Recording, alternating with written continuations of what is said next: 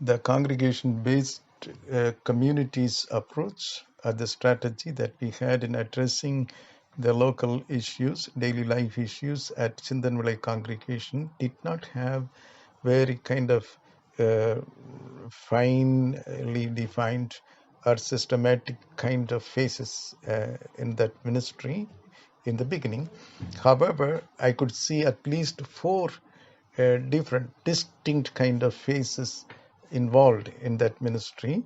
So for the first phase, we introduced and exchanged information on this particular approach in ministry. In that phase, first we had a very long-term kind of regular door-by-door pastoral visit to all homes, not only the congregation members, but also their neighbors in the local community. Also, we raised in different ways in our dialogue and discussions with the people in that local community and raised awareness on the call of the church to be the foretaste of God's reign and God's values. Also, we discussed the various ways by which or in which or through which we can identify and address the burning issues and needs of the people in their daily lives in that local community. And the worship and the ministry services, such as the prayer cells, the Bible study, and so on, in the local congregation, focused on the various needs and issues that were identified.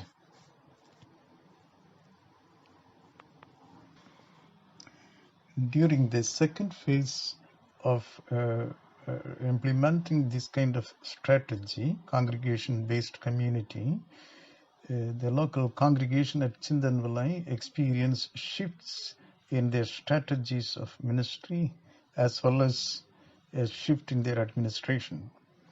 Being challenged, the congregation wrestled with designing strategies and they needed changes in administration.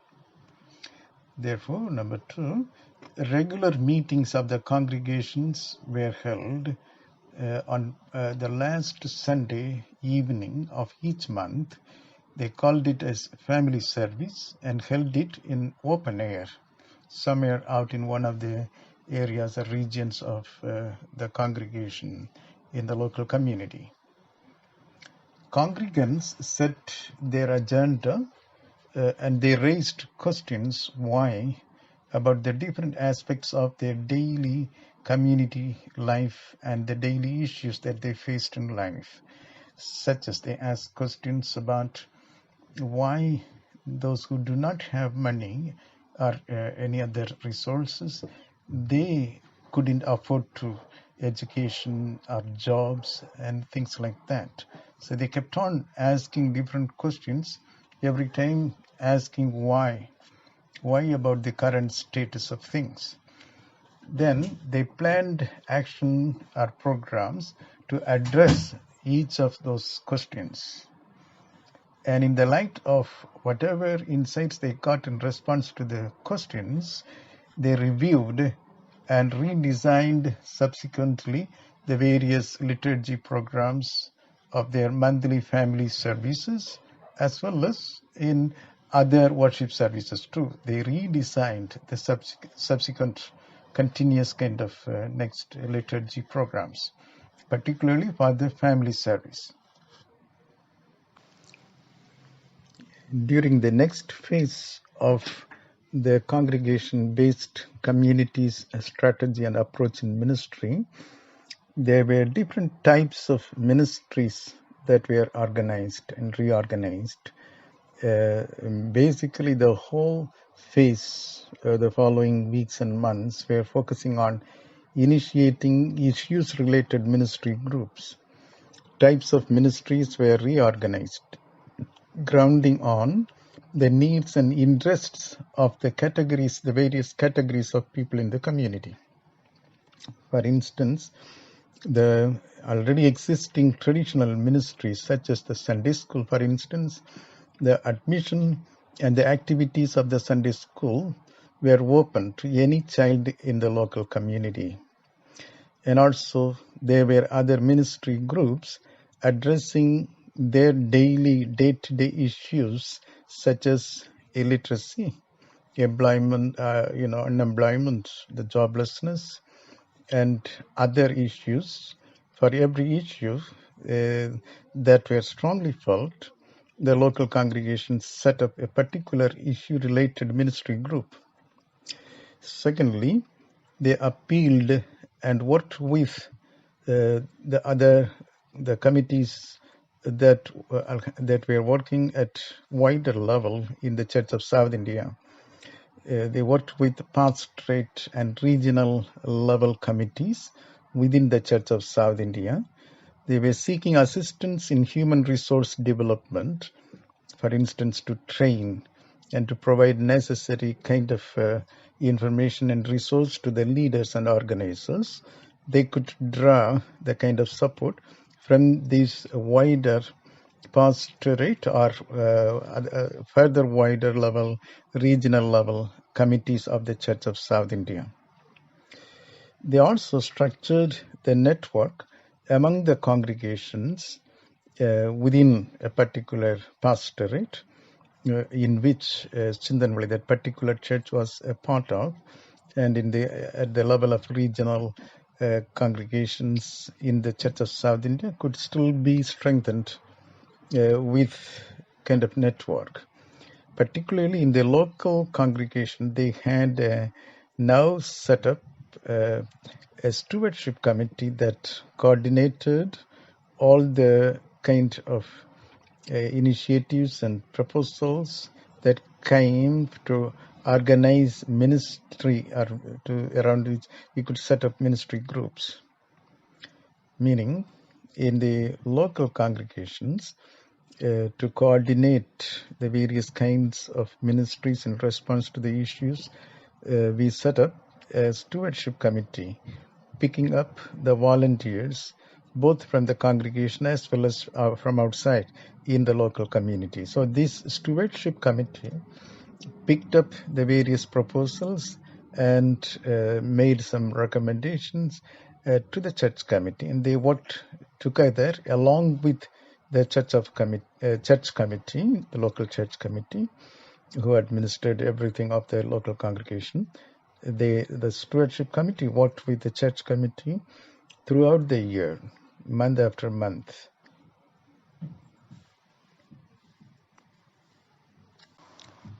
I see the final phase by then, when I was working in that particular congregation, in the final phase of the congregation-based community approach in ministry, we focused more of building an inclusive community to include more of the other people in the village, as well as the various kinds of needs and issues connected programs to be included in the calendar of events for the whole year. Say, first in that phase, the first thing that was very distinct was a next section, an additional section in the family register of the church was open to enroll the names of the interested friends and neighbors of our local church members. It used to be only the members, the baptized members of the church.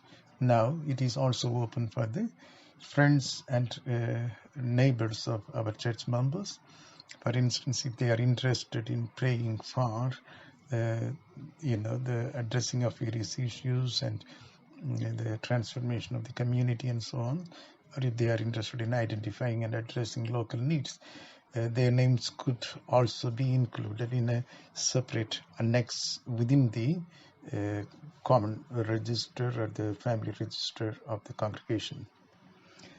Secondly, in that phase, local village was divided into 7 areas and they were represented on the church committee. This is to get a voice with regard to the issues as well as the kind of responses. We divide the whole congregation or the the different areas in that village, the 7, and we got representations on the church committee. We also adapted the Church of South India calendar and designed the calendar of their own for the congregation, and also in that calendar they hosted programs very particularly meant to deal with the local issues, and particular themes were set for the worship services as well as the programs of the various ministry groups, carefully relating to the daily issues and the struggles of the people in that community, Chindanvilai. When I analyze, I could see the dynamism in that particular strategy, congregation-based communities, at least 4 distinct kinds of points points in that dynamism is there. One is the experience of the people, the day-to-day struggles of the people must be in a way felt and expressed, and the congregation needed to help the members and the local community members to really talk about, share stories about their life experiences, and they evaluated as a second phase. They were making analysis of what actors or who and what kind of factors cause the kind of dire needs or issues that they were facing. So the second basic point in that dynamic of working together is analysis or social analysis. Then another important point in that dynamism is a kind of dialogue and reflection, relating the kind of struggle, the issues, and also the factors and actors behind to our faith elements, and reflect on that helped us in the local congregation to come up with recommendations that align with our faith and our sound cultural values and the traditions of the Church of South India, the values, that kind of recommendations that align with our values, where such recommendations are done, and then plans of actions were set and they were implemented, and they were monitored and evaluated in different ways and at different levels. So this dynamism was behind the congregation-based community. This is, I know in some of the writings, like Joe Holland and Peter Henright, they mentioned this dynamic behind such pastoral engagement in the community is pastoral cycle.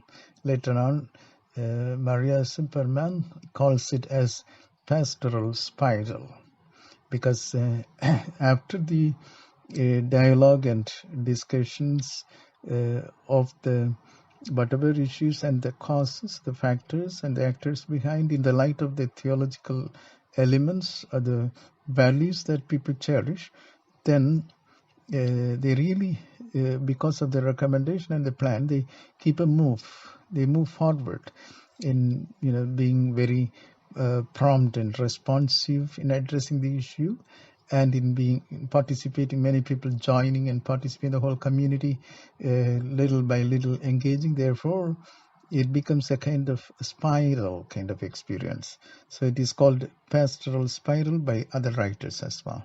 So that's the kind of dynamic and the various points in the dynamism that I could see behind the congregation-based communities strategy.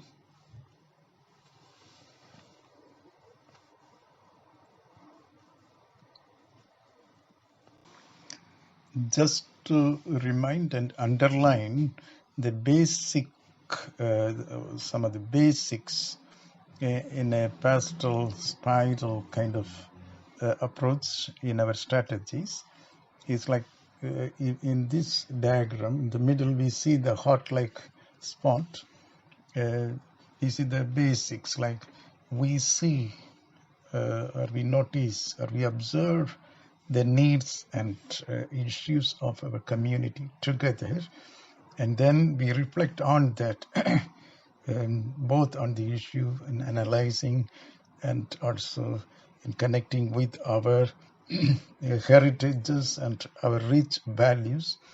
We reflect and then we act in response. See, judge or reflect, judge and reflect, or reflect and judge, and then act upon. And also another, we can see the important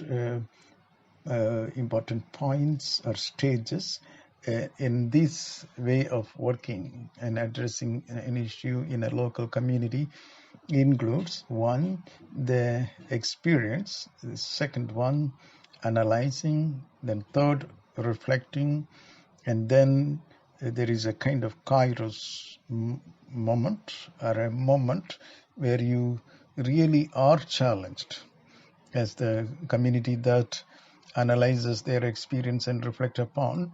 They're really challenged to do something about it, to resist the issues, and also to seek alternatives than what they are going through. That moment is called Kairos moment. Then they make appropriate or relevant decisions and plan. That is number 4 and 5, and then they continue with the act or experience. This slide is again a reminder of the key stages in this pastoral movement. One is attending to life situation and experience, and attentively listening and pooling the viewpoints of all. Second one, asking critical questions related to the history, the socio-political context, the psychological, economic, and cultural related questions, asking critical questions around the issues that people face. The other stage, distinct stage, is dialogue with the Bible, the church tradition, and because already by then India is a multi-religious and multicultural country. We were living at Chindanvilai together with other religious groups like the Hindus and Muslims and so on. So their traditions were also talked about, and we were drawing the very significant, meaningful values from their traditions as well, in the light of which we had that dialogues in interacting with the issues that people go through. So attending to the life situation, asking critical questions, dialogue, and then in the note I'm saying, we prayerfully weave together the different strands of experience and theological traditions. We experience the special moment of insight or kairos, moving from reflection to very concrete and resolute and collective action. And then another stage is deciding collectively and resolutely.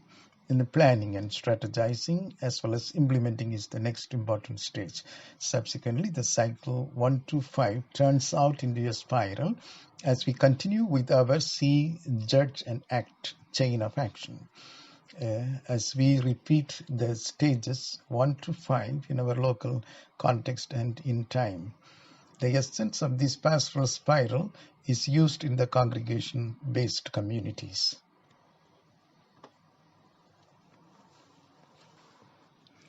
This is just to recall the various major phases while we begin to organize for the first time. When we organize a community-based congregation, we focus first, or we begin with dialogue and awareness raising. And the next important point or phase is making a shift in strategy and administration of the whole life and ministry of the congregation within the local community. And then the other important phase is initiating issues and needs related ministry groups, as we have seen earlier. And the next important point that we reach while we organize for the first time, and again when we review and so on, is the building an inclusive community at different wider levels. We include the other groups around the local community. And also we go for the phase number 5, networking and also building connections through the digital or cyber phase, through electronic medias and so on, networking and including and building up a digital community.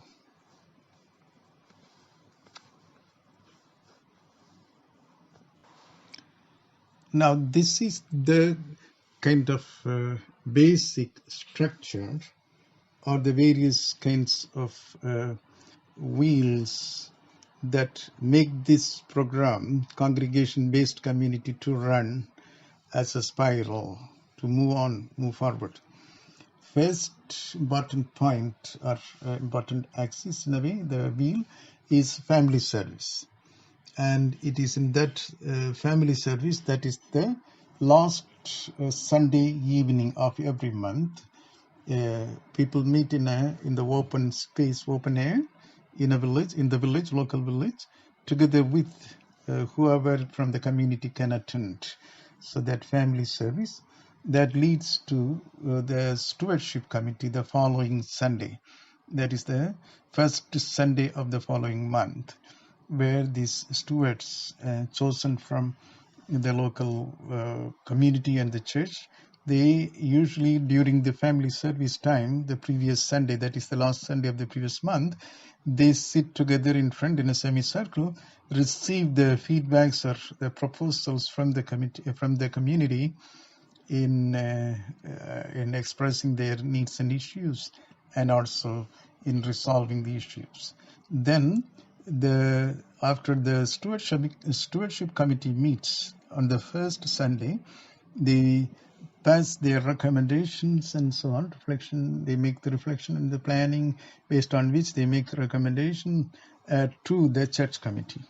So when the church committee meets on the second Sunday of the month, they look at those recommendations, and then they pass resolutions so that the following Sunday, the third Sunday or so, the various ministry groups can then take it up, discuss, and start implementing them.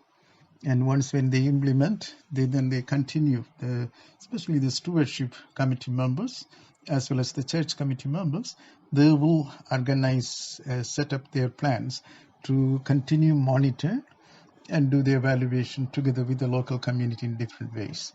And then they go back the last Sunday back to the family service in a local area within their local community. And in all these, as you can see, Christ, the living, the crucified fellow struggler, is taken as the risen Lord who continues to encourage, enable, and empower the whole congregation, as well as the related, the friends and neighbors of the local community, to move around, go on in that spiral.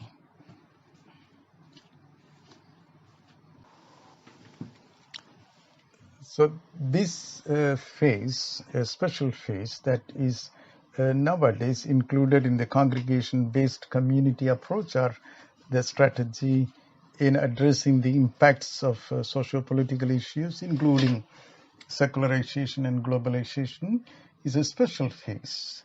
It is relating to the digital area of life, sphere of life. So this phase could be called a congregation-based digital community phase.